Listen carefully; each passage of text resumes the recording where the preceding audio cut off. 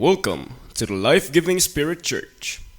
We are live streaming today's message for you with the man of God, Pastor June Kalinawan. Magandang umaga po sa bawat kaibigan, kapatiran at sino man po sa ating kababayan na ngayong pong oras na to ay nakatutok po sa live streaming ng The Life Giving Spirit Church. Lahat po tayo ngayon, hindi lamang ang Pilipinas, kundi buong mundo ay humaharap sa napakabigat na problema kung titingnan po natin ito sa normal na pananaw. Ngunit ang inyong pong lingkod sa oras na ito ay meron pong mahalagang mensahe. Ito po ay first time kong gagawin ang humarap ng live. Sapagkat dama ko po sa aking puso ang kahalagahan at importansya ng dapat madinig ng bawat isa po sa atin ngayon. May mga nababasa po ako sa FB na para bagang sinasabi nila na ang may dahilan ng mga nangyayari ngayon ay ang Panginoon. They are quoting a Bible verse from Old Testament, from Isaiah, saying na hanggat hindi natatapos ang galit ng Diyos, wala ikang lalabas. Napakahalaga po talaga ng bawat isa sa atin ay magkaroon ng kaalaman tungkol po sa buhay at banal na salita ng Diyos. Ang sabi po ng Hosea chapter 4 verse 6, my people, you see, not people outside but my people are perishing because of lack of knowledge. It is not because Satan is strong, it is not because virus are strong. No. It is for one reason, for the reason of the lack of knowledge. Ang sabi po ng awit 119,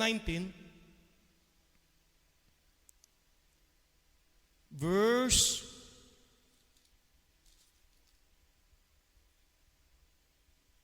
130, the entrance of thy words giveth light. It giveth understanding unto the simple. Bago ko po kayo dalhin doon, nais ko pong ipaalala sa inyo, sabi ng Mark 12:24, ye err because you do not know the Scripture. Jesus said sa mga taong kaharap niya noon, napapahamak kayo, pumapalpa kayo, it is because you do not know the Scripture. Ibig sabihin, napakahalaga po talaga na ang bawat sa po sa atin ay malaman ano ba ang sabi ng Panginoon sa kanyang mga salita. Ang linaw po ng Bible, ang sabi rito, the entrance of thy words giveth light. It giveth understanding unto the simple. Simple here, the word simple here, ay hindi yung isang simpleng tao, kundi yung they are babes. Hindi na alam kung anong gagawin.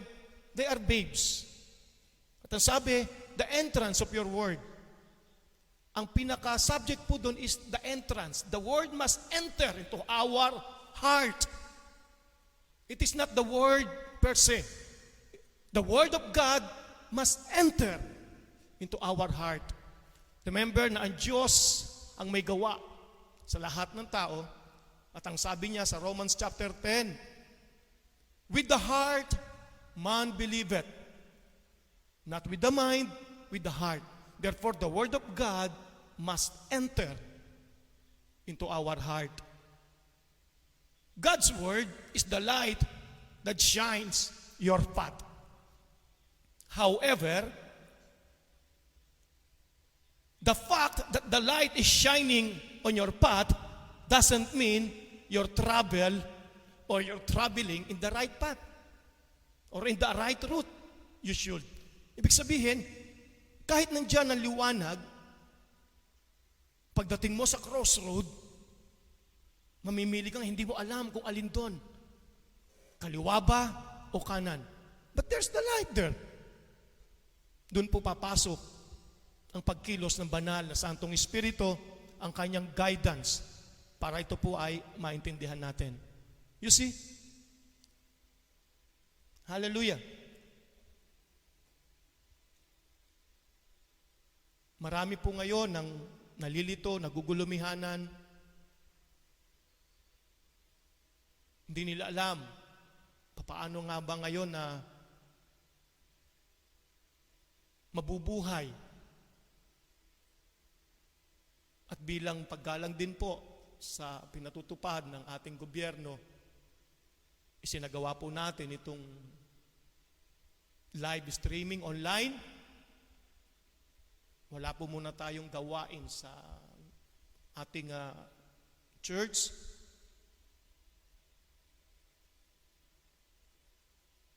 Ngunit hindi po ito makapipigil para po makinig ng buhay at banal na salita ng Diyos. Dalawang punto po nais kong iwanan sa inyo. Una,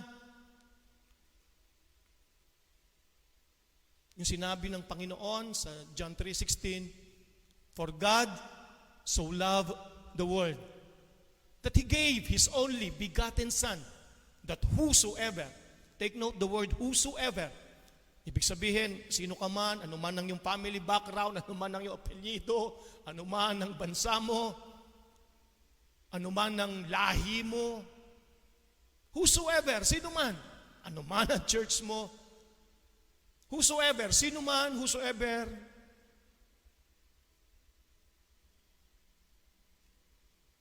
believe on Jesus should not perish but have eternal life. I want you to notice the word have. May tanong po ako sa bawat isa ngayon na nakikinig. When you become born again, what happened or what you have?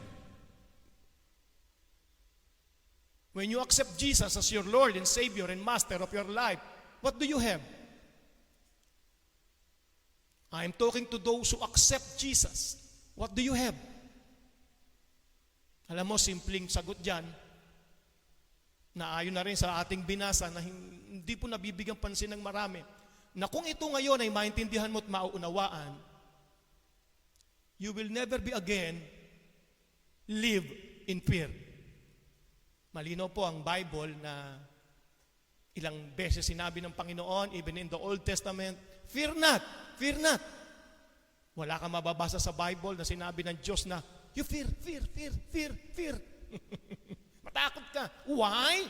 Sapagkat malaki po ang epektong masama ng takot sa sinumang tao. It drieth the bones. It will make you sick. But listen carefully. Sino man, sabi ng Bible, ang mananalig at mananampalataya, in effect tatanggap sa ating Panginoong Jesucristo, ay hindi mapapahamak. Gusto ko pong intindihin natin ito na ito po hindi lamang tungkol sa hindi kapahamakan papuntang impyerno. Ito po yung nagpapatungkol sa magiging kalagayan ng isang taong tumanggap sa Panginoong Jesucristo. This is not a promise. This is a declaration of the living God, that whosoever believeth on Him should not perish. In other words, should stop perishing. Why? In this world, many are perishing. But what you need is the Lord Jesus Christ. When you become born again, the Bible says, you have the life of God. That whosoever believeth on Him should not perish but have. Hallelujah. Bubuksan ko po sa inyo. John chapter 3 verse 16. For God so loved the world that He gave His only begotten Son, that whosoever believeth in Him should not perish but have everlasting life. The word everlasting, the word life there is Zoe, meaning the God kind of life. If you accept Jesus, you have that life working in you. You see, church, Christianity is not a religion. It is no religion. It is the life of God working. It is the life of God working and operating in you. To those who receive Jesus, ang sabi ng Panginoong Kristo sa John chapter 10 verse 10, letter B, I came here to give life. I came here to give life, to sow a life. At alam mo ang sabi ng Bible sa 1 John chapter 5. 1 John chapter 5. Hallelujah. 1 John chapter 5. Verse 12. He that hath the Son hath life. Hath sowe. He that hath the Son hath life. Mamaya ko na po babasahin kasunod sapagkat yun po ikalawang punto na nais ko pong iwan sa inyo, mga kaibigan. He that hath the Son hath life. Kung ikaw ay tumanggap kay Jesus, you have that life. You are no longer the same as other. No. Alam mo po, maraming Kristiyano nag-aakala, nag-iisip na nung sila'y naborn again, lumipat lang sila ng panibagong relihiyon. No. It is not about a religion. It is about the life of God working in you. It is the divine life of God operating in you. Kung maintindihan mo yun, kapatid, kung maunawaan nyo na yung Spirit, at tatanggapin ng taos-puso ang ayon mismo sa sinabi ng Panginoon, that if you accept Jesus, you have that life. If you have Christ in you, you have that life. Yes, marami nagsasabing, apart from God, we can do nothing. But if you are born again, if you accept Jesus as your Lord and Savior of your life, you are not without Jesus. You are not without Jesus, brothers and sisters. I want you to understand this. I want you to understand this. That's why God said we are the light. We are the light of this world. They need us. They need us. This world needs us. Let us stand in faith. Let us believe God. Let us believe the word of God. Give them the message. Ang number one po nating dapat gawin sa mundong ito ay pakilala sa kanila ang Panginoong Kristo. Hindi dapat takot ang nakikita nila sa mga anak ng Diyos. Nabanggit ko pa yung anak ng Diyos sapagkat ang sabi ng salita mismo ng Diyos, chapter 1 ng John, verse 12, but as many as received Him, but as many as received Jesus, to them gave He the power to become the children of God. Hindi natin kaya, hindi natin kayang maging anak ng Diyos, but Jesus Himself, nung tanggapin natin siya, He gave us the power. He gave us the power to become the children of God. We are now the children of God. Alam mo, kapatid, kung anak ka ng Diyos, anak ka niya. Ano sa tingin mo ang dapat mong ikabuhay? Ang buhay ng lahi na binigay ng Diyos sa atin. No fear.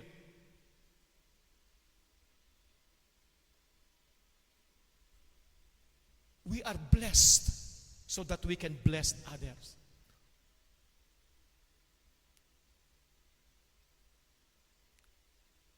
Malaki po magagawa natin para po sa kapayapaan at kaayusan ng lahat ng ngayon. You know, church, God is not limited by space and even time.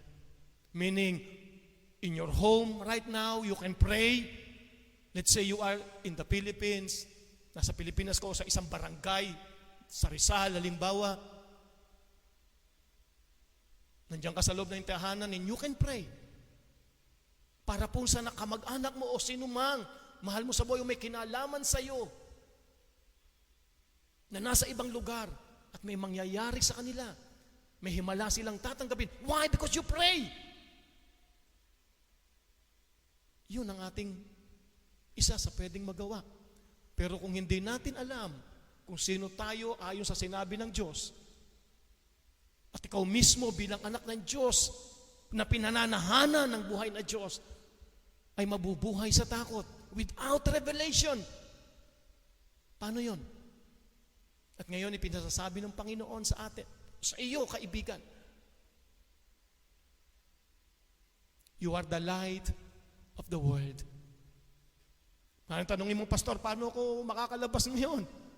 Kapatid, maraming gumagamit ngayon ng Facebook at ang mga ipinapaskil ay kung ano-anong katatakutan. But church, you are a child of God. You know the message of God. You know the message of your Father. Give them the word. The entrance of thy word giveth light. Ibig sabihin, kapag ang salita ng Diyos ay pumasok sa kanila, ang madilim nilang pananaw, ang madilim nilang naguguluhang isipan, ito po'y magbibigay ng kaliwanagan. And that's what we need. Bilang anak ng Diyos, kapatid,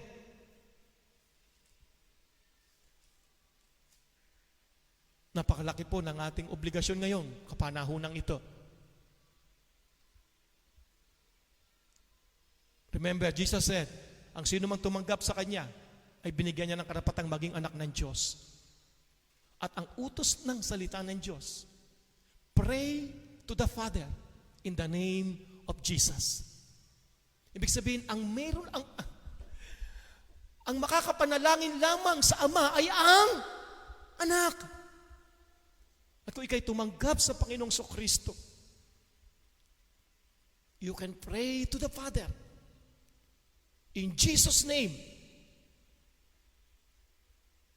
para po sa pangailangan din ng bawat isa sa kanilang kapayapaan, especially sa kanilang kalusugan. Hindi po ito yung time na matakot tayong mga anak ng Diyos. Ito po yung time that we must be bold. Sabi ng Daniel, siya na nakakakilala ng kanyang Diyos, they do exploit. Sila'y tatayo. Malakas. At pag-asa ng mga taong nasa madilim o magulong kaisipan. Hallelujah. Doon sa unang punto, nais ko pong itagdag, ang sabi ng 2 Corinthians chapter 5, verse 17. 2 Corinthians chapter 5, verse 17. Therefore, if any man be in Christ, nais ko pong sabihin sa iyo, ang nais sabihin ng Diyos, ngunit hindi nakasulat sa aking binasa. Doon muna sa unang punto. Babasahin ko po ng kompleto. Therefore, if any man be in Christ, he is a new creature. All things has passed away. Behold, all things are become new. 2 Corinthians 5:17, therefore, if any man be in Christ, ibig sabihin, may mga taong wala kay Kristo. But if you are in Christ, if you accept Him, you are in Him, and He is in you. Hallelujah. Therefore, if any man be in Christ, he is a new creature. Hindi sinabing new attitude, new lifestyle. No. New creature. He is a new creature. Behold, before yun, ang sabi pa, he is a new creature. All things are passed away. All things, old. Ang dating ikaw ay wala na. Start walking and living as a Christian, as a born again. with the understanding that you are a new creature. Oh, Pastor, hindi ko nakikita ang pagbabago ko. Yes, in the physical. But if you will ask God, ang sabi niya, you are now a new creature. Hanggat hindi mo ito lalakaran, kapatid, hindi mo ito mararanasan. At para ito'y malakaran mo, kailangan pumasok muna ang salita ng Diyos na ito sa iyo. You must accept the Word. You must believe the Word. You are a new creature. All things, old. Ang lahat ng luma sa iyo, lahat ng dati mo, all things are passed away. And the word behold, yung salitang behold ay napakahalaga. Ibig sabihin, hindi mo lang tingnan. You must, kailangan, dama mo ito. Nakikita mo with your spiritual eyes. Hallelujah. That you are now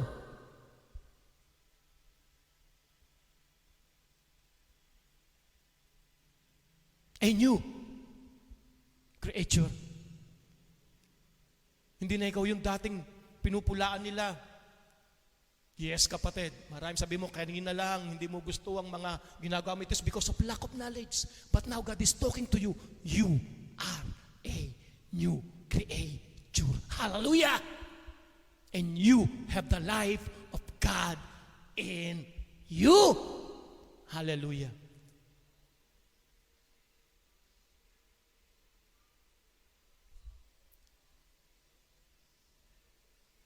Bago ko balik sa 1 John chapter 5, nais ko pong balikan at dito na po tayo magtutungo sa pagtatapos. John chapter 3, verse 16 again.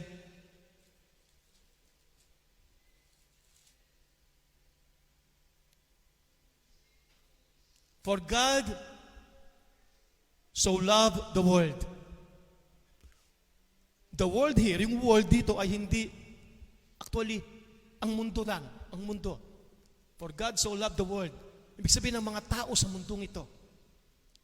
For God so loved the world that He gave His only begotten Son. That whosoever believeth on Him, you see, church, that whosoever believeth on Him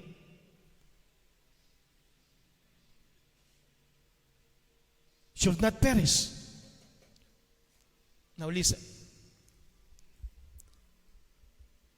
Meaning, kung ang Jesus na ito na tanging pinadala ng Ama, it is not my church na pinaglilingkuran, it is not any religion, that if you accept Jesus, sa mundong ito, pinadala niya si Jesus at ang sino mas nasa sa mundong yon, natatanggap sa Panginoong Kristo shall not perish. Meaning, iba ang mararanasan ng mga taong tumanggap kay Jesus kaysa sa taong hindi tumanggap kay Jesus. At yun yung pangalawang punto ko. If you do not accept Jesus, kung hindi ka born again, kung hindi mo tinanggap si Jesus, born again just simply means you accept Jesus as your Lord and Savior and Master of your life. Meron pong dalawang tao, ang sabi ng John 3:16, na ang sino mang tatanggap should not perish. They will experience another thing sa ma-experience nang wala sa Panginoong Yesus. Pastor, ba ibig sabihin mo wala sa Panginoong Yesus? Those who do not accept Jesus as their Lord and Savior and Master of their life. Ang sabi ng awit 91,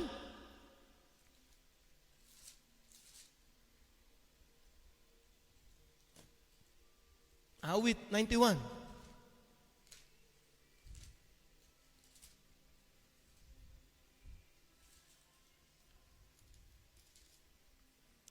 siyang naghahangad ng pagkupkop ng kataas-taasan. Siyang naghahanap. You see, Siyang naghahangad. Hindi kanya bibiguin. Kung hinahangad mo ang pagkupkop ng kataas-taasan, at doon sa kanyang kalinga ka mananatili, hindi sa takot, at nananatili sa kalinga niyong makapangyarihan, makapagsasabi sa kanyang Panginoon, muog ka't tahanan. Ibig sabihin, hindi ka naligaw. If you are in Christ, you have that peace in your heart. You can say,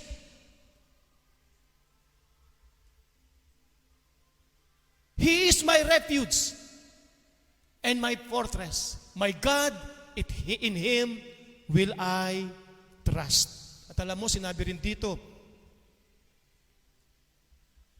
verse 3, surely, He shall deliver thee. Basahin ko po sa Tagalog.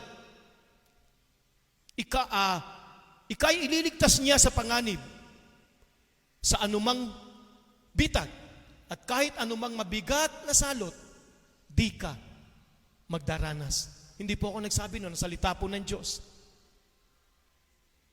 Tulad po ng tinatawag nilang salot ngayon.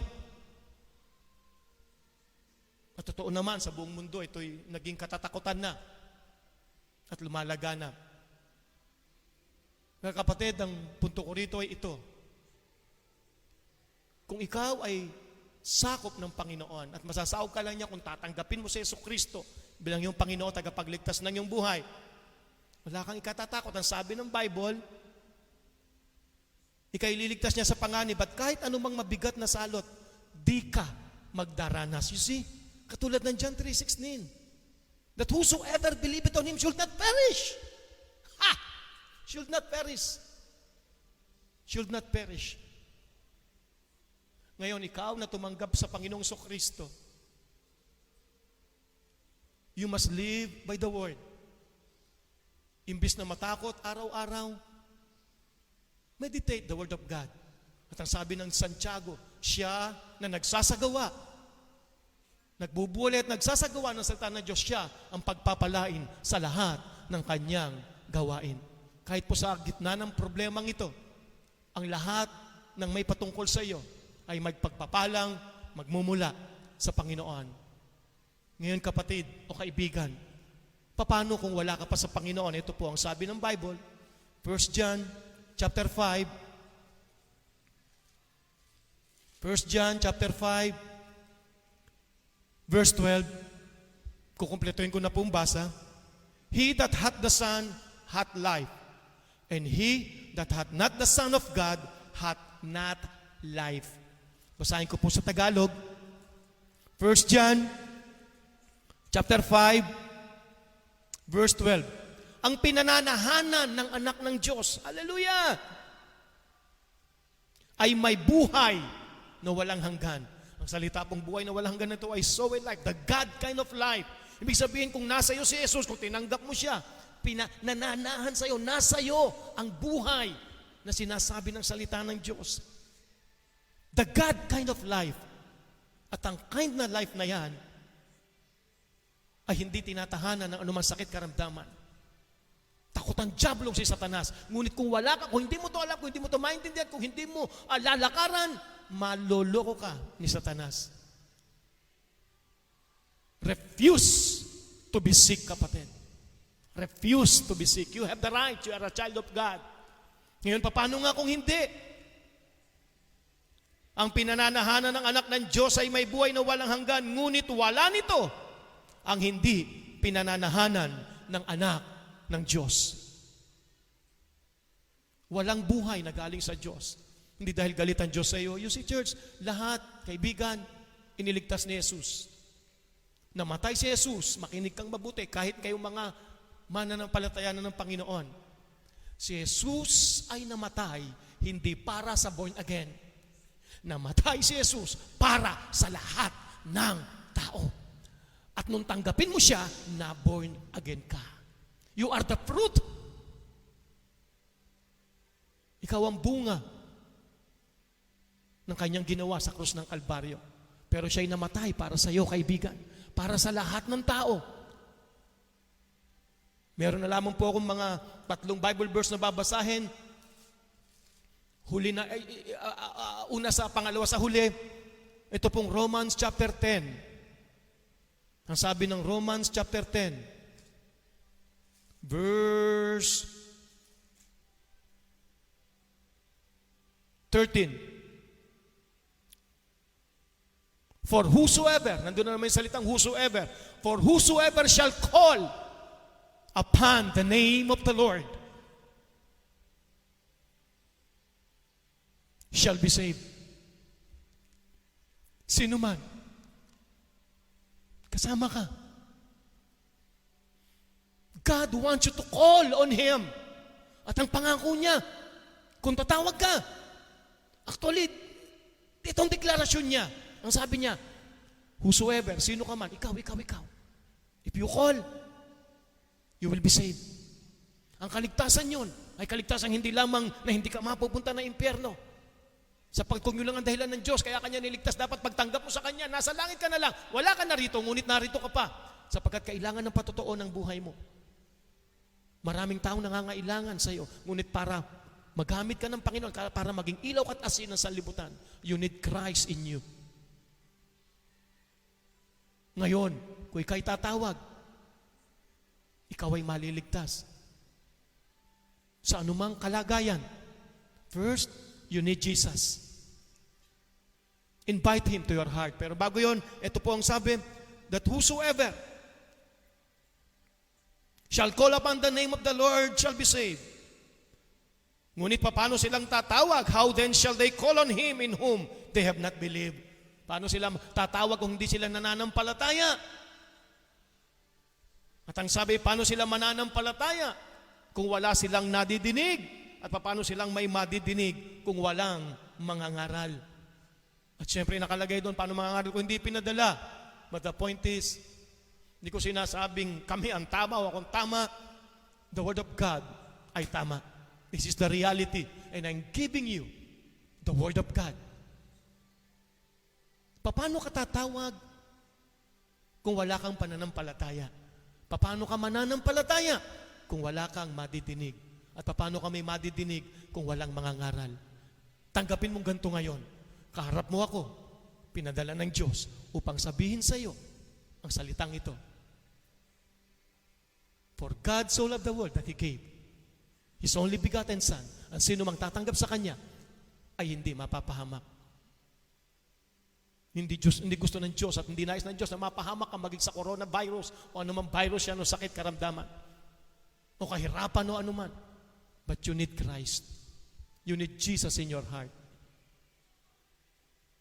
At ang sabi ng Revelation 3:20, nakatayo ako sa pintuan at kumakatok. Sabi ni Jesus, Revelation chapter 3 verse 20, pahayag 3:20. Nakatayo ako sa pintuan at kumakatok.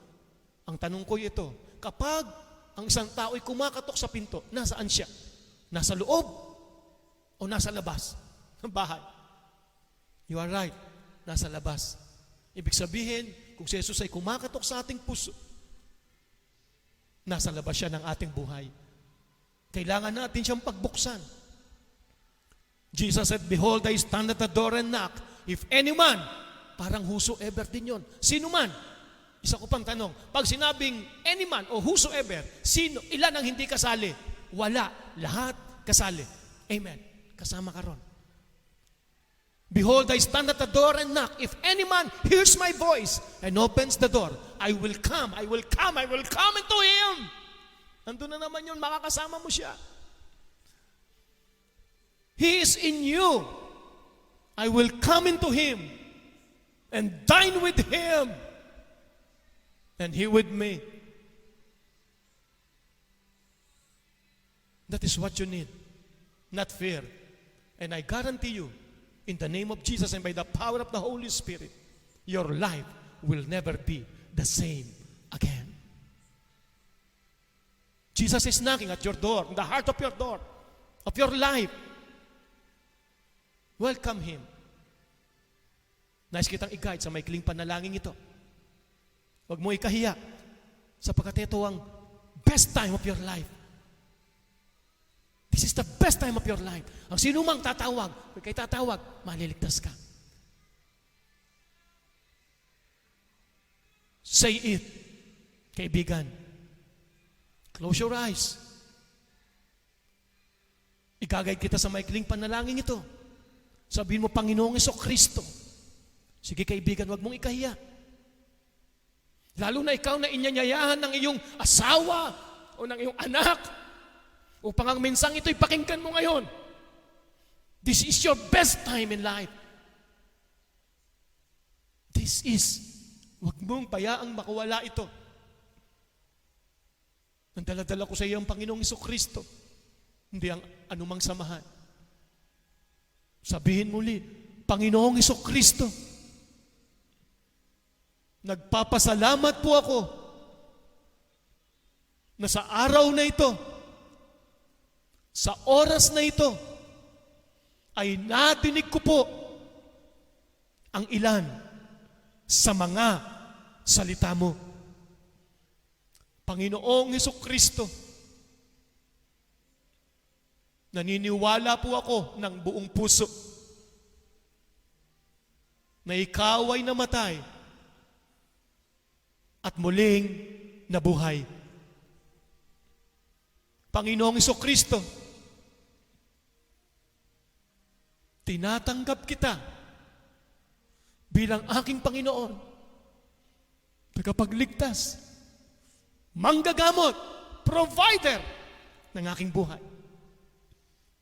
Salamat po sa buhay na walang hanggan na binigay mo sa akin ngayon. I have that soul alive.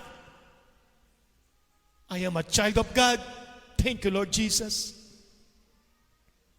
Salamat po sa karapatang maging anak ng Diyos. Salamat po sa buhay na ito. Thank you, Lord Jesus. Simula sa araw na ito, Panginoong Jesucristo, ikaw na po ang aking Panginoon at naghahari sa aking buhay. Amen. Ako na lamang po mananalangin, dakilang Diyos, aming amang nasa langit. Salamat po sa kaibigang ito, sa nakinig na ito, nagbigay ng oras, sa isinadya mong makinig, Panginoon, na makaharap ngayon sa oras na ito. Salamat po sa pagtanggap niya sa iyong bugtong na anak na si Jesus na ipinadala mo. At ayon sa salita mong ito, kung tinanggap niya si Jesus at ginawa nga niya sa oras na ito, Lord, hindi siya mapapahamak. Number 1, hindi siya pupunta ng impyerno, mawala man siya sa mundong ito. At the same time, hindi siya mapapahamak sa mundong ito. You are now a child of God, the light of this world. God bless you. See you next Sunday. Thank you, Lord. Hallelujah.